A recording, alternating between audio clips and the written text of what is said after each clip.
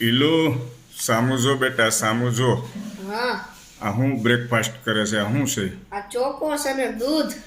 ચોક્કસ ને દૂધ ખવાય કે ભાખરી ને દૂધ ખવાય બેટા અરે હજી નાનો સૌ. તું નાનો નાનો નાનો જ કરે રાખે છો મોટો ક્યારે થશે હવે તું બેટા એ તો હજી બહુ વાર છે.